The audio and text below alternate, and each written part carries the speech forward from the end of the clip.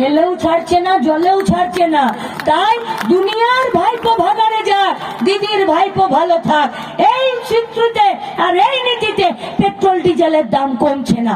আর petrol ডিজেলের দাম যদি না কমে, জিনিসের দামও কমবে না। তুমি বাঁচবে কি করে? আমি বাঁচবো কি করে? সৎপথে একটা রোজগার করে। সৎপথে রোজগার দিচ্ছে?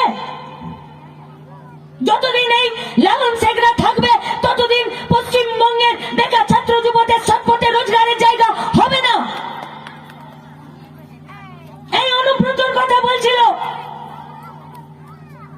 তাপসেরা, যে অনুব্রতরা ছিল, এরা গরু পাচার করেছে। আমাকে বলুন তো, অনুব্রত নিজে ট্রাক চালাতো যে গরুগুলোকে টেনে টেনে ট্রাকের ডালাতে চাপিয়ে দিত,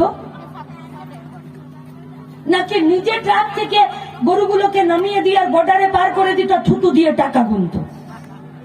অনুব্রত নিজে করতো? করতো না। তাহলে কার দমে করতো? এই পশ্চিমবঙ্গের রাজ্য পুলিশের দমে করতো। ও সব দেখতে পায়। আপনি জুতো পরে আছেন কিনা দেখতে পায়, আপনি হেলমেট পরে আছেন কিনা দেখতে পায়, আপনার লাইসেন্স নেই কেন দেখতে পায়, কিন্তু ট্রাকে করে গরু চলে গেলে ও দেখতে পায় না, চোখে তখন ফুলি পড়ে যায়।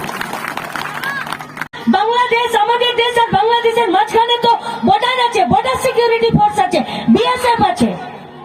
তাহলে তো ওদের এই চুরিটা ধরার কথা, কিন্তু ধরবে না, কারণ দাদা দিদিতে খুব পীড়িত, কাঁঠালের আঠা, চট করে কাউকে ধরবে না। তাহলে এত গরু পাচার করলো কে? এত গরু পাচার করলো পুলিশ, এত গরু পাচার করলো অনুব্রত, এত গরু পাচার করলো তৃণমূল, আর এত গরু পাচারের সাথে আমার আপনার বাড়ির বেকার ছেলে মেয়েগুলো, যারা সৎ পথে রোজগারের জায়গা পেল না, বাড়িতে দেখলো বুড়ো বাপ ওষুধের অভাবে মরছে, বাড়িতে বাচ্চা ছেলে মেয়ে ভালো করে খেতে পাচ্ছে না, বইয়ের বছরে দুটো সুতির ছাপা কিনে দিতে পারছে না, আর কোথাও কাজ নেই সৎ পথে, তখন তারা বাধ্য হলো অনুব্রতর সঙ্গে গরু চলিতে আর পাচারের নাম লেখাতে। যতদিন এরা থাকবে, ততদিন গোটা পশ্চিমবঙ্গের বেকার ছেলে মেয়েরা কাজ পাবে না সৎ পথে। তাই লালন কেমন দেখতে আমি জানি না, আরো দেখতে ভালো হলো বা খারাপ হলো তার জন্য ওর সাথে আমাদের লড়াই নেই। অনুব্রত কেমন দেখতে টিভিতে দেখেছি, কিন্তু ও কেমন দেখতে তাতে ওদের সাথে আমাদের লড়াই নেই। আমাদের লড়াই আছে ওদের নীতির বিরুদ্ধে, আমাদের লড়াই ওদের পলিসির বিরুদ্ধে, আমাদের লড়াই ওদের লুটের বিরুদ্ধে। আর যতদিন ওদের লুট চলবে, ততদিন পশ্চিমবঙ্গের গায়ের বেকার ছেলে মেয়েরা সৎপথে রোজগারের মাথা তুলে বাঁচার জন্য একটা কাজের জায়গা পাবে না। তাই ওদেরকে হারাতে হবে। তাই কি বলে গেল মমতা ব্যানার্জি বীরভূমে এসে মিটিংয়ে, যে হুদল কুতকুত ভাইটা আমার নাই, তাই তো আমরা সব বেড়ে গেছি। কি বলে গেল? বললো দেখবেন ভোট পার হবে আর বোধহয় ওরা অনুব্রতকে ছেড়ে দিবে। মিডিয়ার দম নাই ওকে জিজ্ঞেস করার যে তুমি কি করে জানলে? তাহলে কি শুভেন্দুর সঙ্গে তোমার রাতে ফোনে কথা হচ্ছে যে ভোট পেরোলে ওকে ছেড়ে দিবে? কি বললো? বললো যে ও বেরিয়ে এসে কালকে যে বিজেপি করবে না কেউ জানে না। মমতা ব্যানার্জি বলল, রাজ্যের মুখ্যমন্ত্রী বলল যে অনুব্রতকে নাকি ভোট পেরোলে ইডি সিবিআই নাকি ছেড়ে দেবে। মমতা ব্যানার্জি বলল যে অনুব্রতকে ছেড়ে দিলে ও নাকি বিজেপি করবে। তাহলে যে ভাগাড়ের মাল এতদিন তৃণমূলে ছিল, সেই ভাগাড়ের মালই এবারে বিজেপি করবে, সেই ভাগাড়ের মালই বিজেপি করবে। আমরা কি চাইছি? আমরা দেখুন, এই গোটা পূর্ব বর্ধমান, অবিভক্ত বর্ধমান, এদিকে বীরভূম, ওদিকে নদিয়া, ওদিকে বাঁকুড়া, ওদিকে হুগলি, ওদিকে আরামবাগ, এই গোটা এলাকার আমাদের অসংখ্য কমরেড আছে। ওদিকে ঝাড়গ্রাম, কাউকে নেতাই কাণ্ডে, কাউকে সুচপুরের কাণ্ডে, কাউকে রায়নাতে, কাউকে খন্ডঘোষে, কাউকে বর্ধমানে, কাউকে জামুরিয়াতে, এরা সবকে মিথ্যে মামলা দিয়ে জেলে ভরে রেখেছে। কারো হাত পা ভেঙে গেল, কারো বউ মরে গেছে দেখতে পাইনি, কারো মেয়ে বড় হয়ে বিয়ে হয়ে গেল বাড়িতে আসতে পারেনি।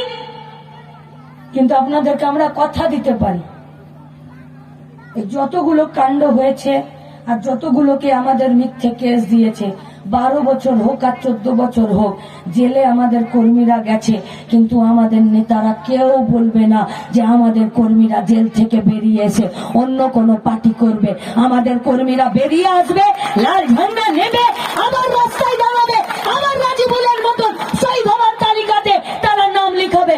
কারণ আমাদের বাপরা হলো রাজিবুল আর আনিসদের বাপ, যারা বেটাদের লাশের সওদা করে না। তাই লুটের বিরুদ্ধে দাঁড়াতে হবে, লুটের বিরুদ্ধে। জিনিসপত্রের দাম কমাতে হবে, সৎ পথে রোজগার করে মাথা উঁচু করে বেঁচে থাকার মতন একটা রোজগার করতে হবে, আর সেই রোজগারের একটা স্বচ্ছতার সাথে জায়গা পেতে হবে। মা বোনেদের মান সম্মানকে রক্ষা করতে হবে। যদি রক্ষা করতে না পারে তাহলে পুলিশকে বলতে হবে যে অপমান করেছে তাকে হিড় হিড় করে টেনে নিয়ে জেলে যাও। আর যদি না নিয়ে যেতে পারো তাহলে কালকে মা বোনেরা তোমাদেরকে হিড় হিড় করে টেনে থানা থেকে বের করে উচিত শিক্ষা দেবে।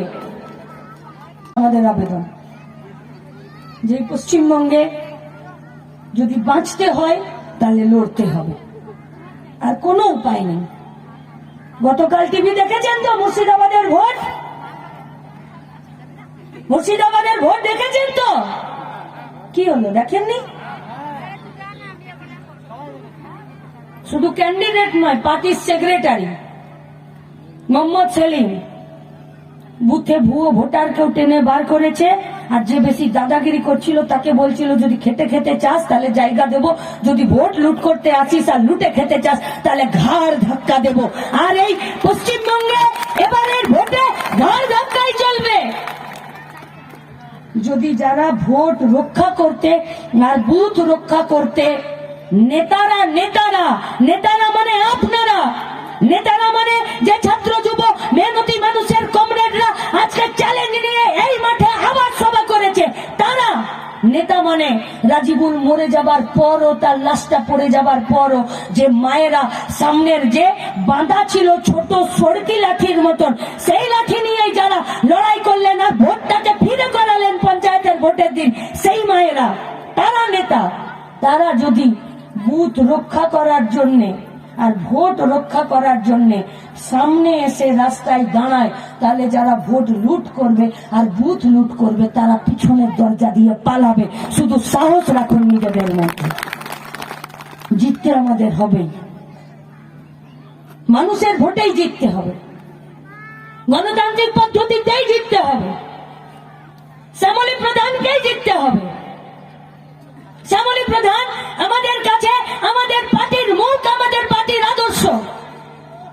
শ্যামলী প্রধানরা কখনো বিকিয়ে যায় না, শ্যামলী প্রধানরা চোখে চোখ রেখে লড়াই করতে পারে, শ্যামলী প্রধানরা এই বার্তা দিতে পারে যে লুটে খাওয়ারা সাবধান, খেটে খাওয়ারা জোট বাঁধছে। শ্যামলী প্রধানরা পঞ্চায়েতের টাকা চুরি করে নিজেদের 4 তলা বিল্ডিং বানায় না। শ্যামলী প্রধানরা এলাকার গরিব খেটে খাওয়া মেহনতি মানুষের জন্য বিডিওর চোখে চোখ রেখেও কথা বলতে পারে, ডিএমএসপি কেও তাদেরকেও হাঁটু মুড়তে বাধ্য করতে পারে। তাই শ্যামলী প্রধানদেরকে জিততেই হবে আর পার্লামেন্টে পাঠাতেই হবে, কারণ পাড়ার কথা পার্লামেন্টে পৌঁছে দেবার জন্য আমাদের যে মুখ, আমাদের যে গলা, আমাদের যে মাথা, সেইটা হচ্ছে কমরেড শ্যামলী প্রধান। আর শ্যামলী প্রধানকে কাস্তে হাতুড়ি তাড়াতেই ভোটটা দিতে হবে। আর জিততে যদি হয় তাহলে একা তৃণমূলকে হারালে চলবে না, বিজেপি সমেত তৃণমূলকে হারাতে হবে। ডিম সমেত মাকে বিসর্জন দিতে হবে, ডিম রেখে মাকে বিসর্জন দিয়ে কোনো লাভ নেই, কারণ মায়ের বিসর্জন হবে আর ডিম যদি থেকে যায় তাহলে ওই ডিম ফুটে যে ছা বেরোবে সেই চোর মায়েরই ছা বেরোবে। তাই তৃণমূলকে হারাতে গেলে বিজেপি সমেত হারাতে হবে। তাই সব ভোট কাস্তে হাতুড়ি তারায় কমরেড শ্যামলী প্রধানকে দিতে হবে, বাঁচার জন্য, মান সম্মান নিয়ে বাঁচার জন্য, সৎ পথে রোজগার করে বাঁচার জন্য, পঞ্চায়েতকে বাঁচানোর জন্য, আউশ গ্রামকে বাঁচানোর জন্য।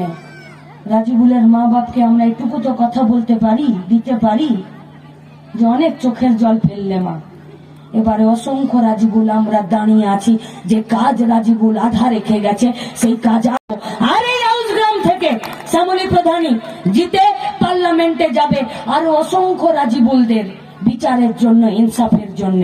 তাই ইনসাফের দাবিতে, বাঁচার দাবিতে, পেট পুরে খাবার দাবিতে, দেশকে বাঁচানোর লড়াইয়ে আসুন। মাঝখানে 4টা দিন, তারপরে 2টো দিন বুথের বাইরে, কোমরে আঁচল, কাঁধে গামছা, ভোট কাস্তে হাতুড়ি তারা।